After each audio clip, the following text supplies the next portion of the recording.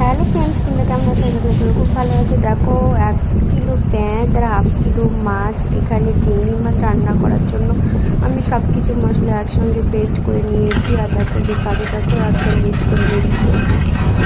এখানে চিংড়ি ঝাল হবে টেস্টি, এর আগে করেছিলাম, আগের দিন খুব পছন্দ হয়েছিল এসব। আজকে আবার করে চলে এলাম। এই যে চিংড়িটাকে ভেজে নিয়েছি, দেখতে পাচ্ছ।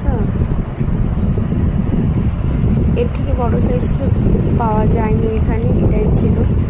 আর কাঁচা লঙ্কা কেটে নিয়েছি, উপর থেকে ছড়িয়ে দিব। কার কার চিংড়ি খেতে ভালো লাগে? আমার তো একদমই ভালো লাগে না, শুধু রান্না করে নিতে হয়। বাড়ির সবাই পছন্দ করে, কী করা যাবে, আমি খাই না বলে কি রান্না করব না?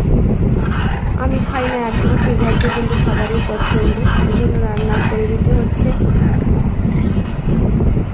তো ভালো থেকো, সুস্থ থেকো সবাই। আর দেখা হবে পরের ভিডিওতে, নেক্সট ভিডিওতে। আমার রান্নাটা দেখো কেমন হয়েছে, কমেন্টে বলবে।